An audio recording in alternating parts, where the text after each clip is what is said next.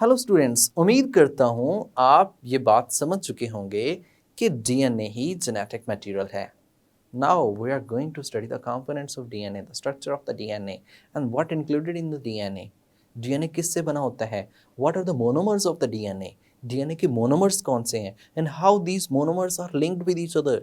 ये मोनोमर्स एक दूसरे के साथ कैसे लिंक्ड होते हैं? how a long chain of DNA is going to be made, ये लॉन्ग चेन ऑफ डीएनए कैसे बन जाती है, ये सारा हम इस लेक्चर के अंदर डिस्कस करेंगे। एक बात और भी कि ये जो डीएनए है डिस्कवर कहाँ से हुआ, इसका नाम ओवरऑल न्यूक्लिक एसिड क्यों रखा गया, और कौन से साइंटिस्ट ने डिस्कवर किया और कौन से साइंटिस्ट ने इसके स्ट्रक्चर को एक्सप्लेन किया, ये सब हम इस लेक्चर में डिस्कस करेंगे। तो चलते हैं लाइट बोर्ड की तरफ। Chemical nature of DNA. Students, chemical nature of DNA की जब हम बात करते हैं तो हमने इसमें बताना ये है कि डीएनए बना किससे हुआ है। केमिकल नेचर ऑफ डीएनए यानी कि डीएनए के अंदर क्या क्या शामिल है, कब डिस्कवर हुआ, किसने डिस्कवर किया, कहाँ से डिस्कवर किया, और ये किस तरह से यानी कि एक न्यूक्लियोटाइड दूसरे मोनोमर्स जो होती हैं लिंक्ड होता है, सारी बातें हम इसमें डिस्कस करने वाले हैं। तो केमिकल नेचर ऑफ डीएनए की बात करें तो एक साइंटिस्ट है जिसका नाम है फ्रेडरिक मिशर। क्या नाम है? Friedrich Miescher. ये जो फ्रेडरिक मिशर है, सबसे पहले इसने डिस्कवर किया, और ये किया 1869 के अंदर। आप जानते हैं जो ग्रीगर मेंडल था, जॉन ग्रीगर मेंडल, जिसने वो law of independent assortment, law of segregation propose किए थे, उसकी जो वर्किंग थी दैट वाज पब्लिश्ड इन 1865। यानी कि जो मेंडल था उसकी जो वर्किंग पब्लिश थी वो कब थी? 1865 के अंदर। तो मेंडल की पब्लिकेशन उसके बिल्कुल आफ्टर 4 इयर्स, 4 साल के बाद डीएनए डिस्कवर हुआ। अब डीएनए जो डिस्कवर हुआ तो ये जो साइंटिस्ट है फ्रेडरिक मिशर, ये बायोकेमिस्ट साइंटिस्ट है, इसने एक वाइट सब्सटेंस एक्सट्रैक्ट किया। वाइट सब्सटेंस क्या किया? एक्सट्रैक्ट किया। एक्सट्रैक्ट करने का मतलब ये है कि निकाला, एक्सट्रैक्टेड। कहाँ से?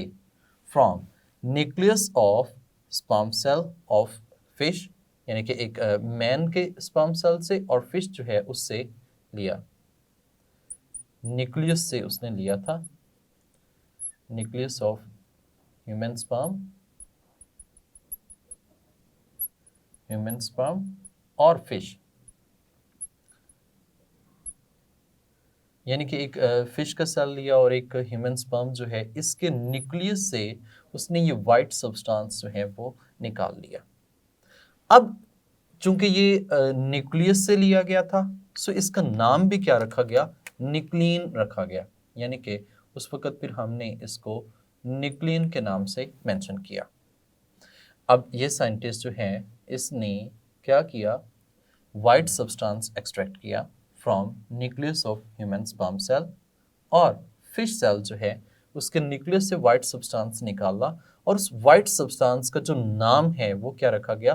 न्यूक्लियन रखा गया, क्योंकि वो न्यूक्लियस से लिया गया था।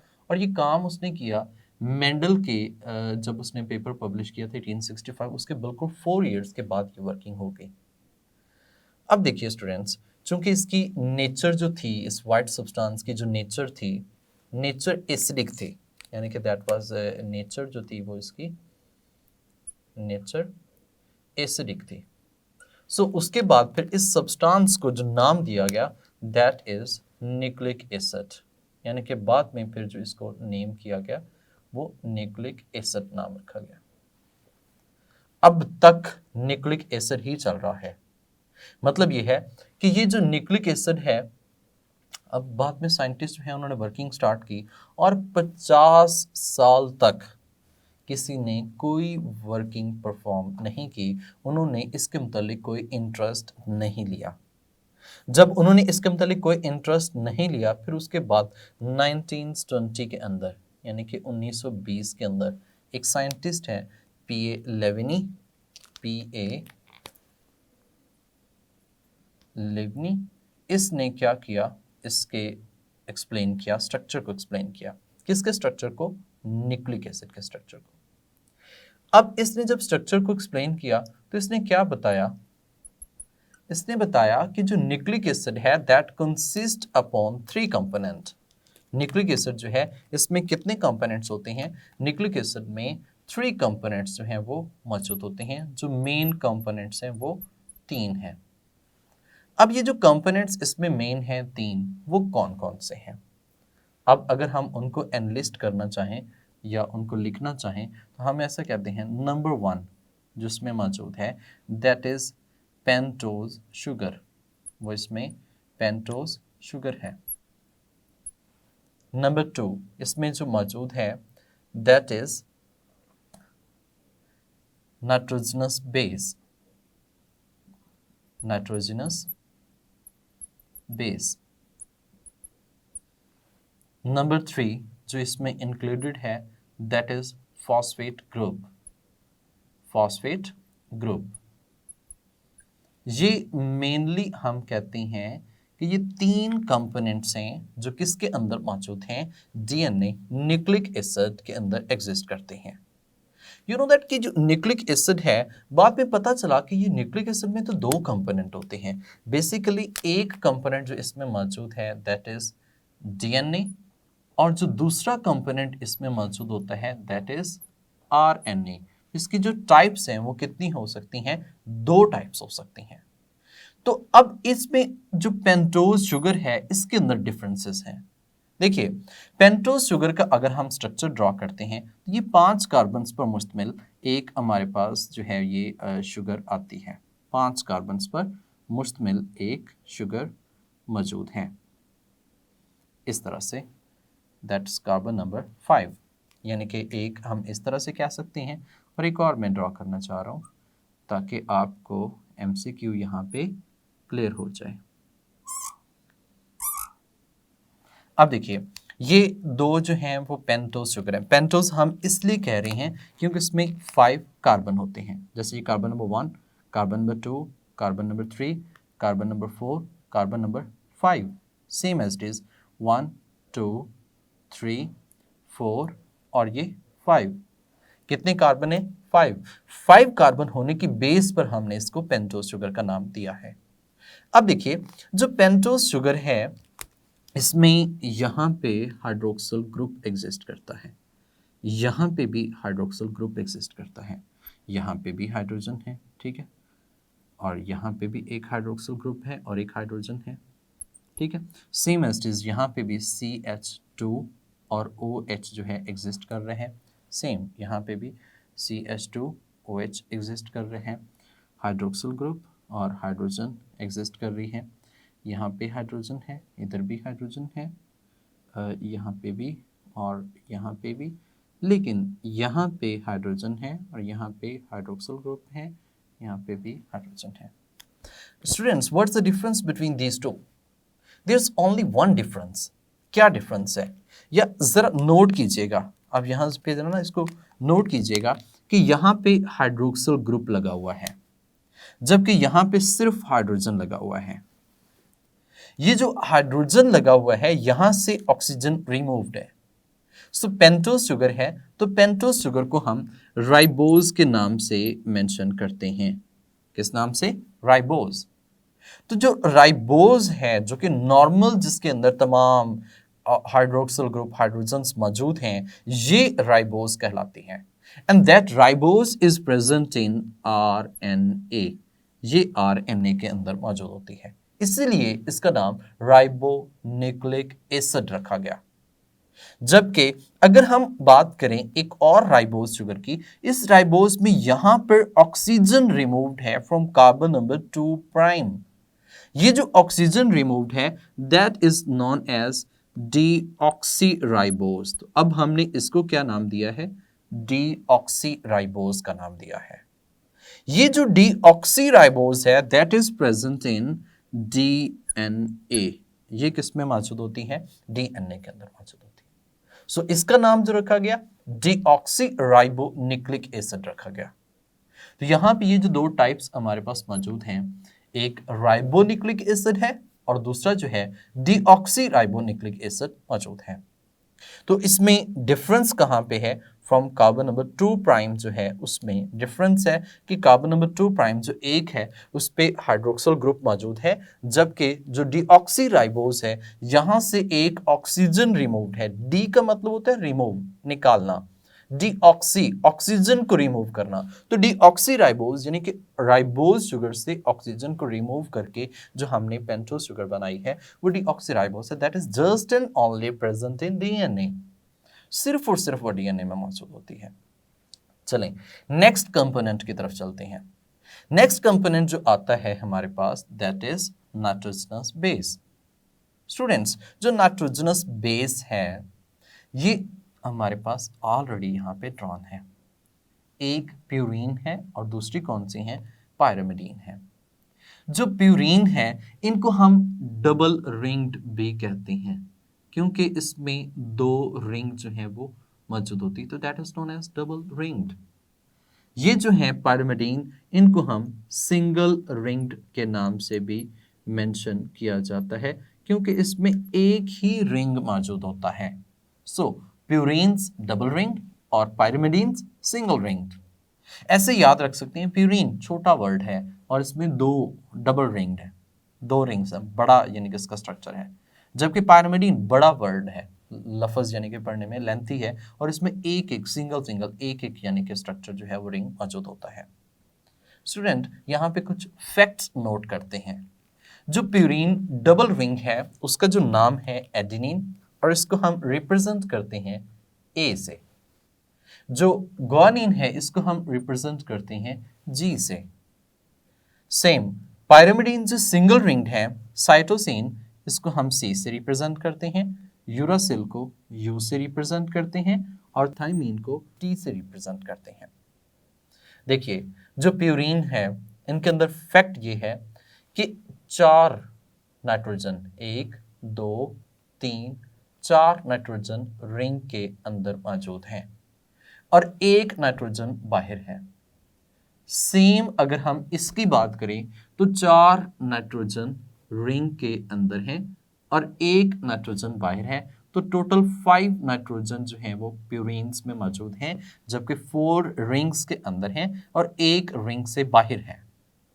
सेम इसकी बात करें तो इन तमाम में 2-2 नाइट्रोजन हैं और 2-2 नाइट्रोजन जो हैं वो रिंग के अंदर ही हैं, जिसको हम 2+0 भी समटाइम लिख सकते हैं या just to memorise in form of MCQs कि इसमें 4 नाइट्रोजन रिंग के अंदर हैं, एक नाइट्रोजन जो है वो बाहर है और इसके अंदर जो 2 नाइट्रोजन हैं वो रिंग के अंदर हैं और बाहर कोई नाइट्रोजन एग्जिस्ट नहीं कर रहा।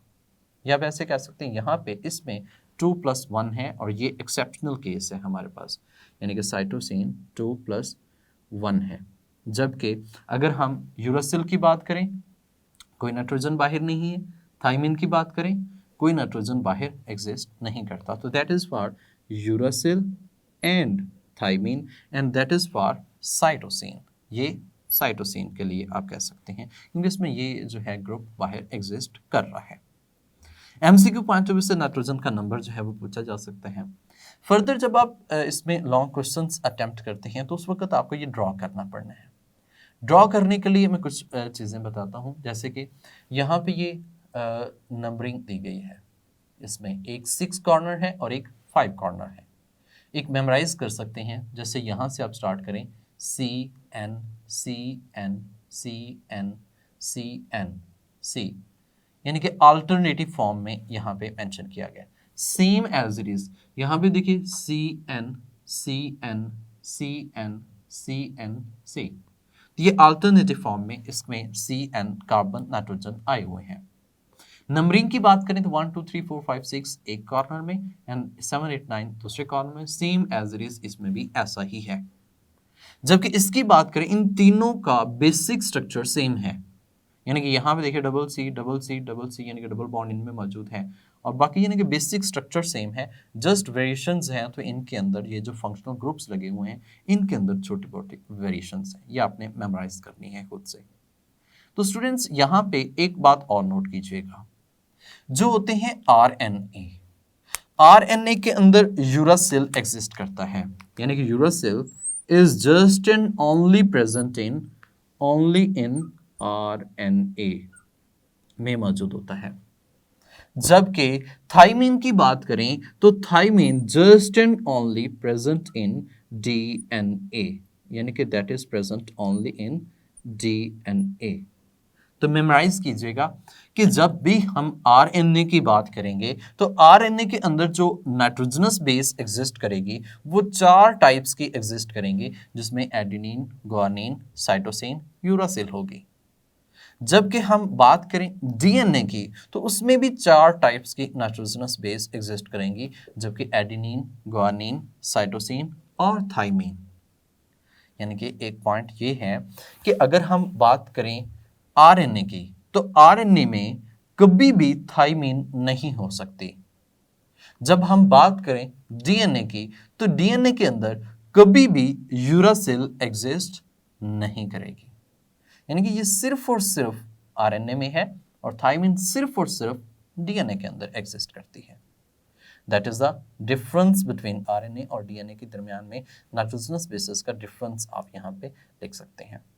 तो यहाँ से ये आपने नाइट्रोजनस बेसिस जो हैं इनको मेमोराइज कर लेना है। और नाइट्रोजनस बेसिस की हमें ये बात समझ में आती है कि ये टोटल कितनी टाइप्स की हैं, 5 टाइप्स की हैं, और 4 टाइप्स की डीएनए के अंदर और 4 टाइप्स की आरएनए के अंदर एग्जिस्ट करती हैं। बात कर लेते हैं फॉस्फेट ग्रुप की। देखिए ये इसका थर्ड कंपोनेंट है। फॉस्फेट ग्रुप जो है ये कुछ ऐसे एग्जिस्ट करता है, हाइड्रोक्सिल ग्रुप, हाइड्रोजन पे नेगेटिव चार्ज और यहाँ पे भी ऑक्सीजन पे नेगेटिव चार्ज और ऑक्सीजन पे नेगेटिव। स्टूडेंट्स यहाँ पे ये 3 कंपोनेंट्स जो हैं वो कंप्लीट होते हैं। ये 3 कंपोनेंट मिलकर क्या बनाते हैं, एक न्यूक्लियोटाइड बना रहे होते हैं। क्या बनाते हैं, न्यूक्लियोटाइड बना रहे होते हैं। तो न्यूक्लियोटाइड का स्ट्रक्चर और ये आपस में न्यूक्लियोटाइड्स होते हैं फास्फोडाइस्टर के साथ लिंक्ड होते हैं, ये हम नेक्स्ट बोर्ड में डिस्कस करते हैं। तो डियर स्टूडेंट्स, नेक्स्ट हम डिस्कस कर रहे थे कि किस तरह से एक न्यूक्लियोटाइड बनेगा। तो न्यूक्लियोटाइड बनने के लिए ये 3 कंपोनेंट्स ही रिक्वायर्ड होते हैं। इसमें देखना ये है कि कैसे इसके जो स्ट्रक्चर है वो किस तरह से असेंबल होगा और ये फिर आगे किस तरह से लिंक होंगे। यहाँ पे हम बना रहे हैं एक पेंटोज शुगर को। पेंटोज शुगर तो आप जानते हैं, हमने डीऑक्सीराइबोस और राइबोस जो है वो इसको लिया है। अब ये जो पेंटोज शुगर है इसमें 5 कार्बन मौजूद होते हैं, यानी कि यहाँ पे कार्बन नंबर 1 मौजूद है, फिर कार्बन नंबर 2 मौजूद है, कार्बन नंबर 3 है, कार्बन नंबर 4 है और कार्बन नंबर 5 है। दैट इज अ राइबोस कह सकते हैं या फिर हम इसे डीऑक्सीराइबोस ले सकते हैं। लेट्स सपोज यहाँ पे हमने राइबोस ले ली।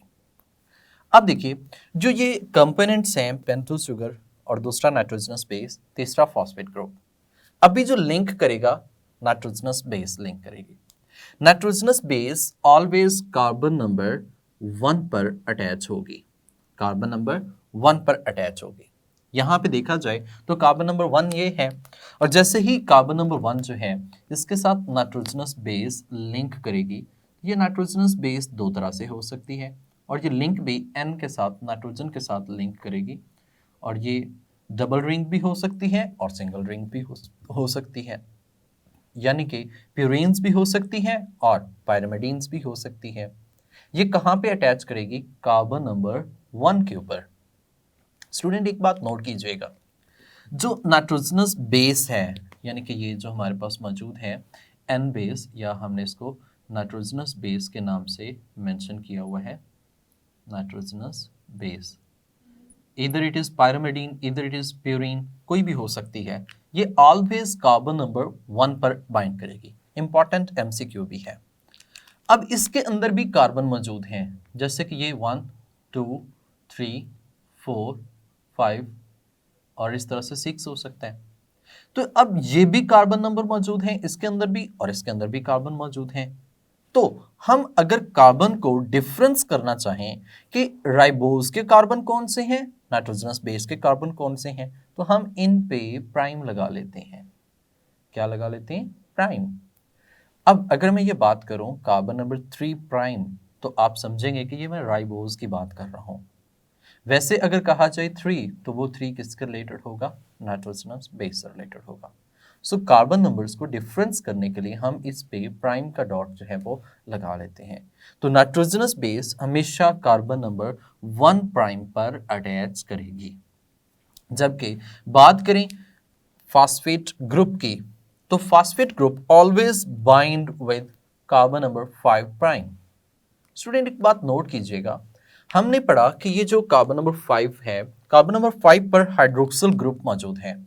कैसा ग्रुप मौजूद है? हाइड्रोक्सिल ग्रुप मौजूद है। यहां पे OH, यहां पे हाइड्रोजन और इस तरफ भी हाइड्रोजन एक्सिस्ट कर रहे हैं, जबकि ये फास्फेट ग्रुप है और ये फास्फेट ग्रुप यहां पे इसके साथ लिंकेज बनाएगा। अगर हम इसका स्ट्रक्चर इस तरह से मेंशन करें, OH OH OH, तो यहां पे देखिए ये जो रिएक्शन बनेगा, यहां पे एक डिहाइड्रेशन का रिएक्शन बनेगा। यहां पे भी बेसिकली मौजूद है हाइड्रोक्सिल ग्रुप। राइबोज की बात करें तो यहां पे भी हाइड्रोक्सिल ग्रुप, यहां पे भी हाइड्रोक्सिल ग्रुप एग्जिस्ट कर रहा है। यहाँ पे वो दैट कि ये स्ट्रक्चर जो है वो बाकी मौजूद हैं, अंदर भी मौजूद हैं इसमें। अब लेकिन कार्बन नंबर 5 प्राइम जो है इसके साथ फास्फेट ग्रुप लिंकेज करेगा। जब फास्फेट ग्रुप लिंकेज करेगा तो यहाँ पे डिहाइड्रेशन सिंथेसिस वाटर का मॉलिक्यूल रिलीज होगा और POC यानी कि POC लिंकेज बन जाएगी। इस तरह से हम कह सकते हैं कि ये जो लिंकेज है फास्फेट ग्रुप की लिंकेज बनेगी ऑक्सीजन के साथ, ऑक्सीजन फिर आगे लिंक करेगा कार्बन नंबर 5 प्राइम के साथ। तो ये जो POC लिंकेज है, इसके जो POC लिंकेज बन जाएगी इसकी, ठीक है, that is known as ester linkage और डिहाइड्रेशन सिंथेसिस हम इसे कहते हैं। यानी कि ये जो लिंकेज है ये कौन सी लिंकेज बनेगी? एस्टर लिंकेज बनेगी, जिसमें एक फास्फोरिक एसिड हाइड्रोक्सिल ग्रुप के साथ लिंकेज कर रहे हैं। ये लिंकेज एस्टर लिंकेज, और इसमें एक डिहाइड्रेशन सिंथेसिस हम कहते हैं, यानी कि डिहाइड्रेशन होती है। डिहाइड्रेशन आप ऐसे कह सकते हैं, वाटर जो है ये एक क्या होगा, रिमूव होगा, यहाँ से निकलेगा और ये कोवलेंट बॉन्ड जो है वो बन जाएगा, कोवलेंट बॉन्ड डेवलप हो जाएगा and that will always bind with, किसके साथ ये लिंकेज करेगा? कार्बन नंबर 5 प्राइम के साथ लिंकेज करेगा। तो इसको हम ऐसे भी कह सकते हैं कि ये जो ईस्टर लिंकेज है ये POC लिंकेज भी हमसे कह लेते हैं। अब देखिए ये हम बात कर रहे हैं 1 न्यूक्लियोटाइड की, यानी कि देयर इज अ 1 न्यूक्लियोटाइड जो है, एक न्यूक्लियोटाइड जो है वो इस तरह से मौजूद है। यानी कि ये हमने किसकी बात की है? 1 न्यूक्लियोटाइड की। और ये 1 न्यूक्लियोटाइड जो है ये as monomer of nucleic acid के तौर पे काम करता है। मोनोमर, मोनोमर का मतलब 1 यूनिट के तौर पे काम करेगा।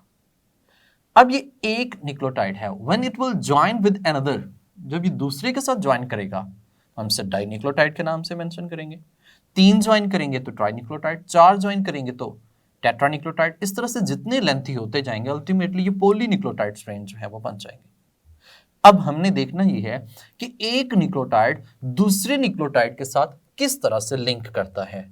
जब एक न्यूक्लियोटाइड दूसरे न्यूक्लियोटाइड के साथ लिंक करेगा, जो लिंकेज बनती है उसको हम फास्फोडाइईस्टर लिंकेज के नाम से मेंशन करते हैं, या फिर फास्फोडाइईस्टर बॉन्ड भी कहते हैं, जिसमें जो बॉन्ड होता है वो इस तरह से है COPOC।